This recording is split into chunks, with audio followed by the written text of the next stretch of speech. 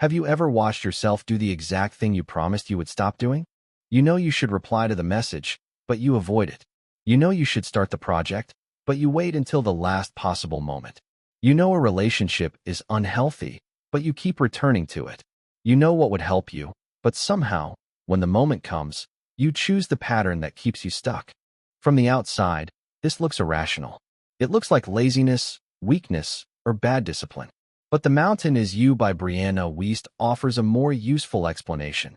Self-sabotage is not always self-destruction.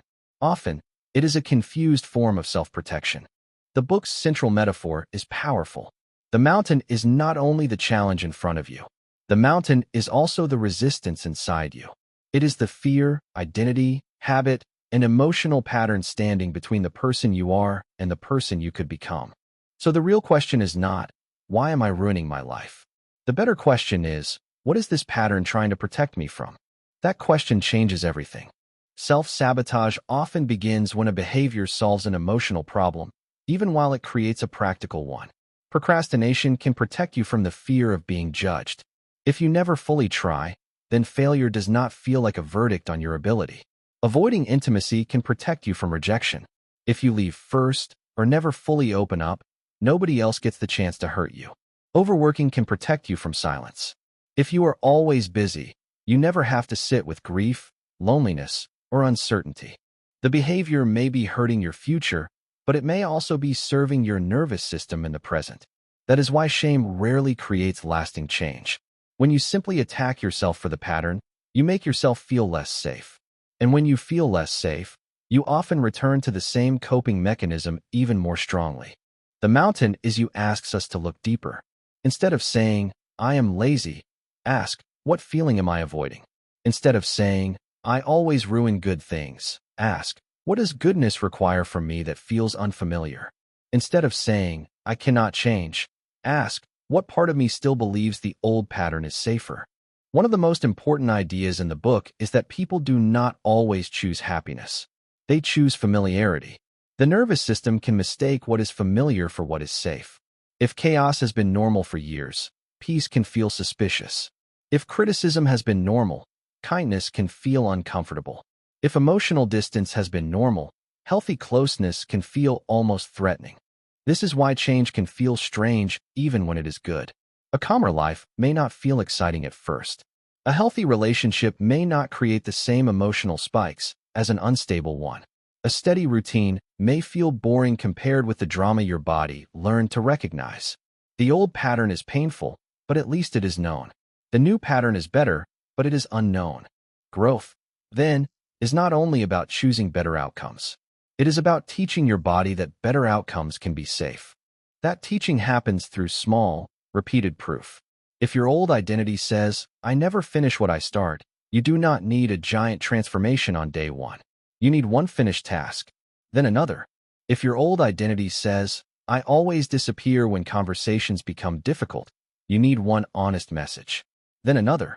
If your old identity says, success is dangerous because people will judge me, you need one small win that you allow yourself to keep.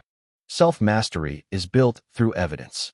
You become someone new by giving yourself repeated experiences that contradict the old story. Another valuable idea in The Mountain Is You is that emotional triggers are not meaningless. They are information. A trigger shows you where something inside you is asking for attention. If someone's success makes you angry, the anger may be pointing toward a desire you have buried.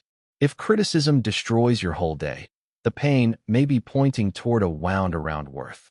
If silence makes you panic, the panic may be pointing toward something you have been avoiding inside yourself.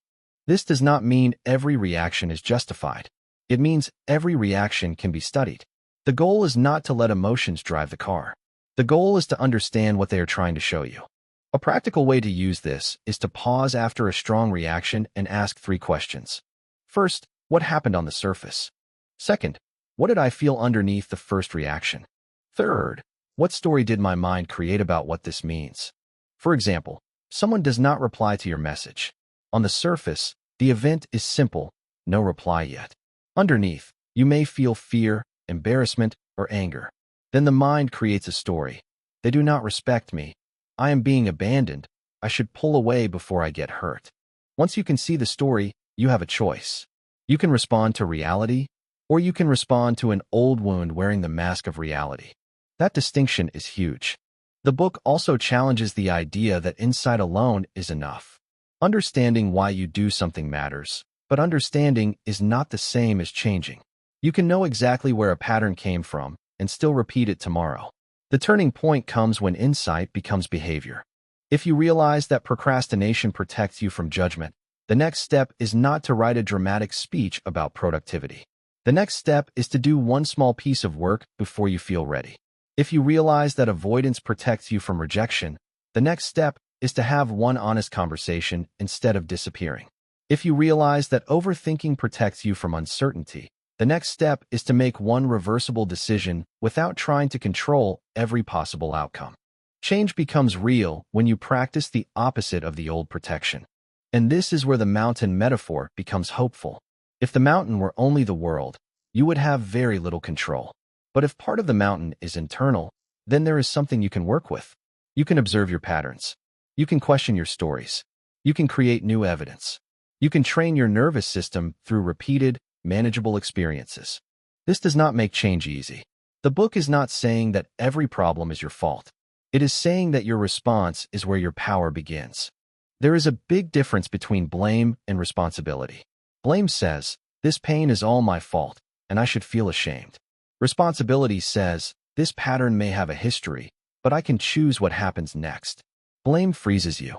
Responsibility gives you a next step. So what does this look like in real life? Start by identifying one repeated pattern, not 10. 1. Maybe you avoid difficult conversations. Maybe you keep starting projects and abandoning them. Maybe you say yes when you mean no. Maybe you sabotage progress whenever life starts getting better. Then ask, what does this pattern protect me from feeling? Do not rush the answer. The first answer is usually practical. I procrastinate because I am busy. I avoid the conversation because it is complicated. I say yes because they needed help. But underneath the practical explanation, there is often an emotional one. I procrastinate because I am afraid my best will not be good enough. I avoid the conversation because I fear being rejected. I say yes because I fear disappointing people. After that, ask, what need is this pattern trying to meet? Maybe it is trying to create safety. Maybe it is trying to create control. Maybe it is trying to protect belonging. Maybe it is trying to avoid shame. Then comes the most important question. What is a healthier way to meet that same need? If the need is safety, you might create a smaller first step instead of avoiding the task completely. If the need is control, you might make a plan for what you can influence and release what you cannot. If the need is belonging, you might tell the truth to someone trustworthy instead of performing a version of yourself that is exhausting to maintain. This is the heart of self-mastery. You do not defeat yourself. You understand yourself well enough to stop needing the old pattern. The mountain is you is especially useful because it treats self-sabotage with both honesty and compassion. It does not excuse destructive behavior, but it also does not reduce people to their worst habits. It suggests that many of our most frustrating patterns are outdated survival strategies. They once made sense. They may have protected us in an earlier season. But the question is whether they still serve the life we are trying to build now. That question can be uncomfortable, but it is also freeing. Because if a pattern was learned, it can be unlearned. If a response was practiced, a new response can be practiced. If your identity was built through repeated experiences, you do not climb the mountain by hating the person who got you here. You climb it by becoming honest about what is no longer working, brave enough to choose differently, and patient enough to repeat that choice until it becomes familiar. So today, choose one pattern. Ask what it protects. Ask what it costs. Ask what healthier action could meet the same need. Then take one small opposite step. Not because one step fixes everything. Because one step proves something important. You are not only the person who has been stuck. You are also the person who can begin climbing. There is also a quiet lesson here about compassion. Many people try to change by becoming harsher with themselves. They think discipline means constant self-attack. But if a pattern was created to protect you, then attacking it without understanding it only creates more fear. Compassion does not mean letting yourself off the hook. It means telling the truth without turning that truth into a weapon. You can say, this behavior is costing me something, and also, I understand why I learned it. That combination is powerful because it creates enough honesty to change and enough safety to keep going. The goal is not to become a perfect person who never reacts, never avoids, and never repeats a mistake. The goal is to become someone who notices sooner.